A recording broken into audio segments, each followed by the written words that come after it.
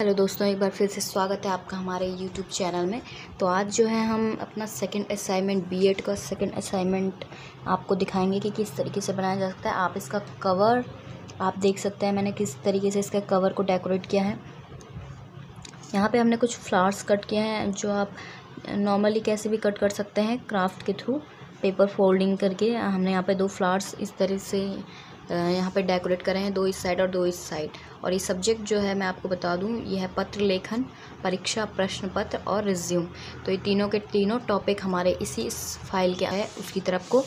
तो जो पत्र लेखन सबसे पहला हमारा टॉपिक है पत्र लेखन। तो इसमें हमने क्या किया है आप देख सकते हैं किस तरीके से हमने इसे इसका भी एक हमने थीम बेस्ड बना करके हमने इसे तैयार किया है। तो सबसे नीचे से हमने कुछ इस तरह से लेटर के रूप में से दिखाया है, और फिर हमने ये ऊपर की तरफ को जैसे लेटर खुलता है और फिर हमने उस पर अपना जो भी हमारा डेटा है वो हमने इसमें लिखा हुआ है, इस पर बनाया हुआ है। तो नीचे से ये पूरा का पूरा एक लेटर की फॉर्मेट जैसा लग रहा है, और ये पूरा का पूरा लेटर।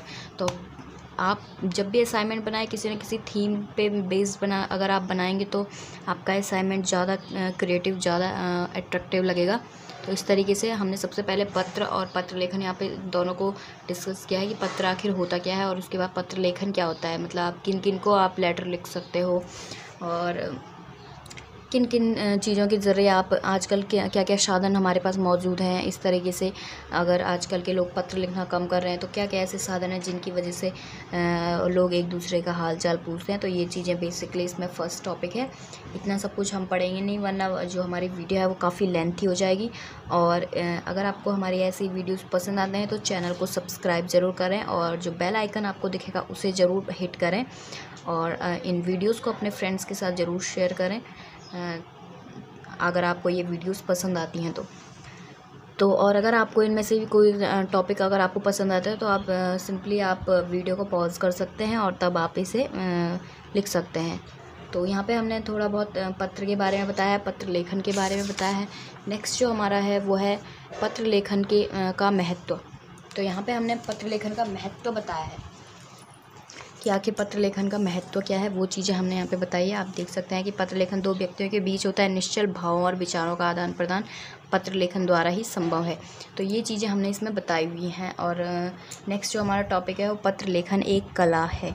तो यहाँ पे हमने एक कला के रूप में उसे बताया है कि जो पत्र है वो लिखना, जब कोई पत्र लिखता है तो वो भी उस अलग अलग तरह के अपने भावों को व्यक्त करता है, तो वो भी एक कला के रूप में हमने इसे माना है। नेक्स्ट जो हमारा टॉपिक है वो है अच्छे पत्र की विशेषताएं। तो आप देख सकते हैं कि जो भी एक अच्छा पत्र होता है तो उसकी कुछ 5 विशेषताएं उसमें होनी चाहिए। तो उसकी भाषा काफ़ी सरल होनी चाहिए ताकि वो समझ में आए जो भी पत्र पढ़ेगा। विचारों की सुस्पष्टता, मतलब विचारों को अच्छी तरीके से उसमें स्पष्ट रूप से बताया गया हो। तीसरा जो है संक्षेप और संपूर्णता, मतलब कुछ संक्षेप में लिखा हो और पूरी बात आपने समझाई हो। एक अच्छे पत्र की यही विशेषताएं होती है। 4th है प्रभाव स्थिति, मतलब उसका प्रभाव किस तरीके का पड़ रहा है। और लास्ट है बाहरी सजावट, मतलब पत्र को आपने बाहर से किस तरीके से सजा करके दिया है, वो इसकी विशेषताएँ होती हैं। तो जो एक अच्छा पत्र होता है तो पत्र लेखन में इन 5 विशेषताओं का काफ़ी ध्यान रखना पड़ता है।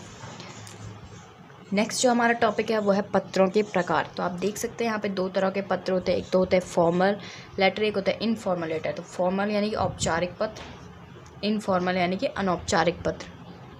तो फॉर्मल लेटर वो होते हैं जैसे आप किसी ऑफिस में कहीं आप जॉब के लिए जा रहे हो तो वो भी एक तरफ से फॉर्मल, वो तो खैर वो लेटर नहीं होता है, वो हमारा CV या बायोडाटा होता है। तो पत्र हम तब लिखते हैं जैसे अगर हमें कहीं पे शिकायत कराना हो, कहीं पे आवेदन पत्र हमें देना है, व्यावसायिक पत्र या स्वीकृति पत्र, ये सब दिए जाते हैं। इनको हम पोस्ट करते हैं, डाक द्वारा या ऐसे भेजते हैं। तो ये हमारे इनफॉर्मल, तो ये हमारे फॉर्मल हैं यानी कि औपचारिक पत्र हैं। सेकंड हमारा जो इनफॉर्मल है तो वो हम अपने परिवार के लोगों को, आगे अपने सगे संबंधियों को जो हम लेटर लिखते हैं वो हमारे इनफॉर्मल लेटर होते हैं। और अनौपचारिक पत्र, औपचारिक पत्र जो भी ऑफिस से रिलेटेड होते हैं वो होते हैं। इनफॉर्मल जो भी हमारे परिवार या सगे संबंधियों को हम लिखते हैं वो इनफॉर्मल अनौपचारिक पत्र होते हैं। नेक्स्ट आप देख सकते हैं यहाँ पे मैंने एक प्रारूप इसका बता दिया है, औपचारिक पत्र का प्रारूप आप देख सकते हैं। यहाँ पे मैंने कोई पिक्चर पेस्ट नहीं किया। आप चाहें तो नेट से सर्च मार के इसका जो एक वो होता है प्रारूप जो इसका होता है उसे आप सर्च मारेंगे तो वो भी आपको मिल जाएगा और आप उसे यहाँ पे पेस्ट कर सकते हैं। बट मैंने यहाँ पे हाथ से इसे दिखा दिया कि इस तरीके से होता है। और यहाँ पे हमने एक लेटर को लिख लिया है, ये औपचारिक पत्र है, इसे हमने यहाँ पे लिख लिया है। और ये पत्र भी आपको नेट से मिल जाएगा कहीं से भी, या फिर जो ऐसे की बुक्स होती हैं उनमें मिल जाएगा, लेटर बुक आती हैं मार्केट में उनमें मिल जाएगा। आप कोई सभी इस तरीके से लिख सकते हैं। तो ये औपचारिक है। और यहाँ पे हमने अनौपचारिक पत्र का फॉर्मेट तैयार करा है, ये भी आपको इंटरनेट से मिल जाएगा इसका प्रारूप। और यहाँ पर हमने अनौपचारिक पत्र की एक एग्ज़ाम्पल हमने दिया है। तो बेसिकली यही है। लास्ट में हमारे पास पहुंचता है निष्कर्ष। तो इसे भी मैंने वही अपना थीम यहाँ पे मैंने सेम ही रखा है। और निष्कर्ष पे मैंने, निष्कर्ष वो होता है मतलब आपने जितने भी ये टॉपिक्स लिखे हैं इसके बाद आप किस निष्कर्ष पे पहुँचे हो, या आपको क्या लगता है कि पत्र लेखन क्यों होता है, किस किस तरीके से लिखा जाना चाहिए, क्या इसमें ध्यान रखने योग्य बातें हैं। तो ये सारी की सारी चीज़ें आप इसमें लिख सकते हैं। आप इसे थोड़ा और भी ज़्यादा लिख सकते हैं, यहाँ पे हमने बहुत थोड़ा सा लिखा है। और जो लास्ट टॉपिक है वो है संदर्भ ग्रंथ सूची। मीन्स ये जो सारी डिटेल है, ये डिटेल आपको कहाँ कहाँ से मिली है, इस डिटेल को लिखने के लिए आपने किन किन चीज़ों की हेल्प ली। अगर आपने किसी बुक से हेल्प ली है तो आप उसको भी यहाँ पे मेंशन करेंगे। अगर आपने कोई वेबसाइट की कोई लिंक ली है जिसे मैंने यहाँ पे दिखाई गई है तो ये यहाँ पर आप इसी तरीके से लिख भी सकते हैं। नेक्स्ट जो इसी के अंदर, इसी असाइनमेंट के अंदर हमारा नेक्स्ट टॉपिक है वो है परीक्षा प्रश्न पत्र। तो आप देख सकते हैं मैंने यहाँ पे एक बुकमार्क की तरह इसे यूज़ किया है। परीक्षा प्रश्न पत्र यहाँ पर लिखा हुआ है बड़े बड़े अक्षरों में, और यहाँ पे 2 फ्लावर्स मैंने कट करके यहाँ पे पेस्ट किए हैं। तो ये इसे एक अलग ही वो बना देता है कि ये अलग हमारा मैटर है। तो परीक्षा प्रश्न पत्र में बेसिकली आपको वो कोई सा भी पेपर आप उठा लीजिए, किसी भी क्लास का उठा लीजिए, किसी भी सब्जेक्ट का आप पेपर उठा लीजिए, तो वो चीज़ आपको यहाँ पे दिखेगी। और किस तरीके से पेपर होता है, किस तरीके से पेपर बनता है एग्ज़ाम में जब बच्चे पेपर करते हैं तो किस तरीके से पेपर बनता है, वो फॉर्मेट हमने यहाँ बनाया है। तो यहाँ पे ये जो हमने प्रश्न पत्र लिया है वो वार्षिक परीक्षा 2018-19 का प्रश्न पत्र है, और हिंदी का ये प्रश्न पत्र है, विषय हिंदी, और कक्षा 9 का है ये, और इसमें समय 3 घंटा पूर्णांक 80 है। तो इस तरीके से पूरा का पूरा हमने प्रश्न पत्र का एक फॉर्मेट यहाँ पे उतार लिया है। आप देख सकते हैं ये गद्यांश को पढ़ के अपने प्रश्नों के उत्तर दें तो 8 नंबर का है। जिस तरीके से भी आपको प्रश्न का कोई भी फॉर्मेट आप ले लीजिए और उसे आपने यहाँ पे बता देना है कि पेपर इस तरीके से बनते हैं। और ये देख सकते हैं ये भी 8 नंबर का है। इस तरीके से यहाँ पे संज्ञा किसे कहते हैं, ये 2 मार्क्स का है इस तरीके से। तो बेसिकली हमें यहाँ पे पेपर है, तो ये पेपर आप कोई सा भी उठा सकते हैं, किसी भी सब्जेक्ट का उठाइए। हिंदी का लिया था हमने, तो ये सारा का सारा हमारा वही प्रश्न पत्र है।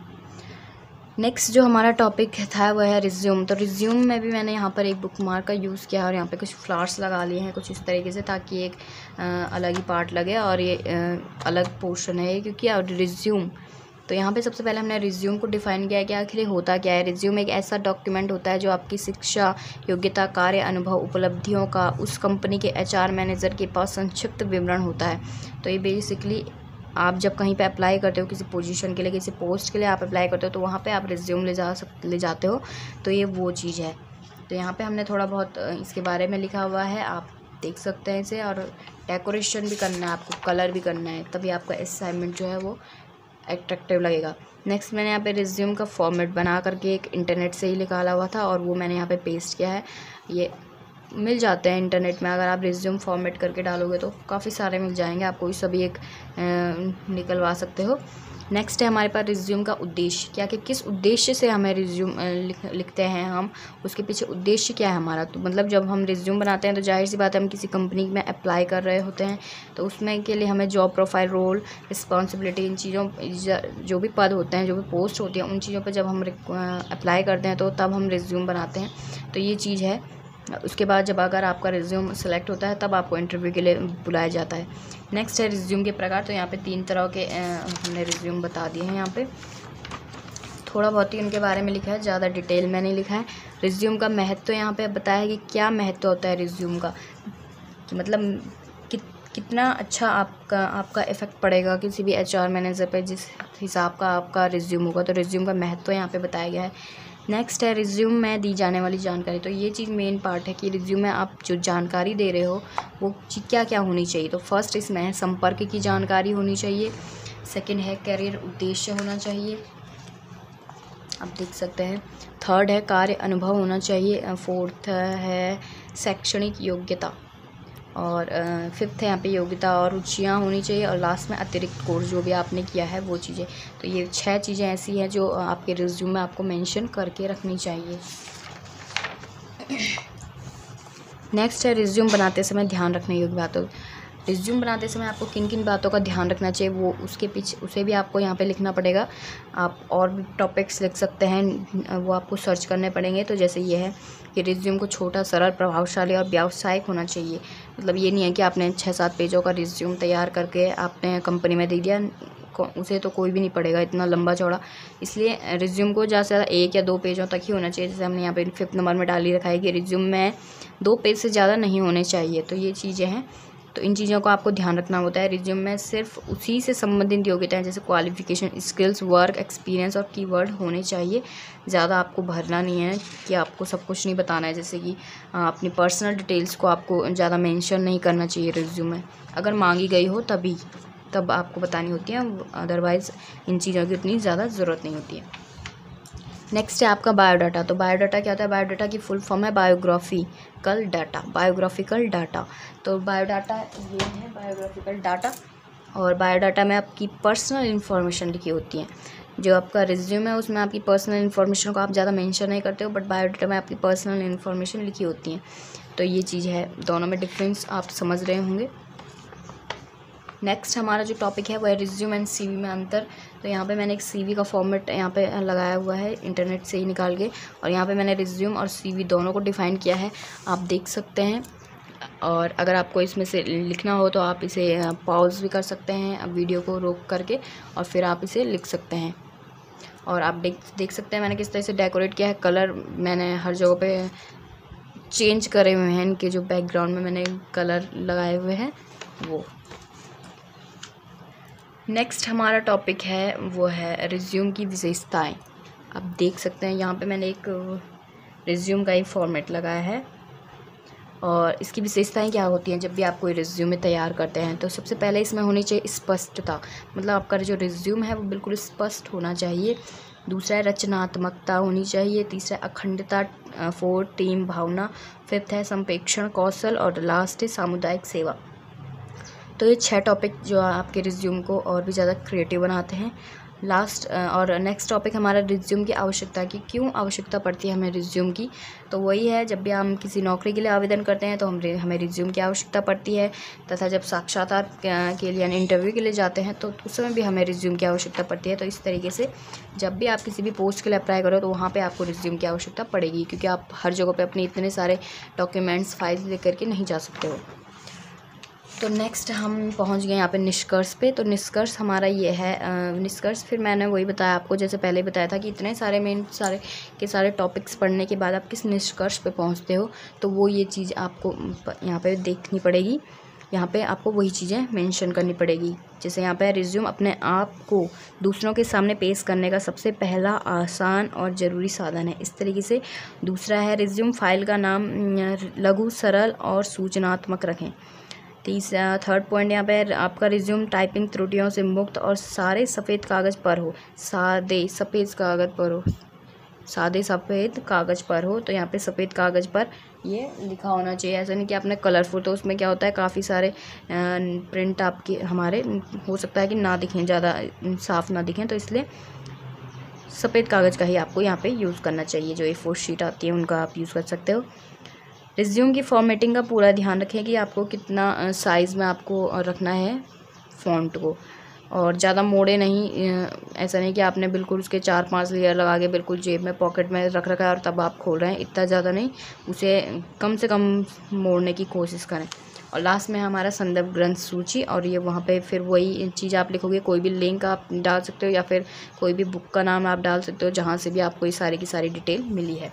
तो और एट द लास्ट पॉइंट में आपको अपना एक सीवी यहाँ पे ऐड करना है। अपनी फाइल पर अपना आपको सीवी लगाना पड़ेगा लास्ट में। वो चीज़ आप देख लीजिएगा लगा करके, उसका प्रिंट आप निकाल करके, इन बातों का ध्यान रख करके, जितनी भी हमने बातें यहाँ पे मेंशन करी उन बातों का ध्यान रख करके आपको वो चीज़ें अपने पे अपना सीवी बनाकर तैयार कर उसे इसके लास्ट पे में लगा देना पड़ेगा।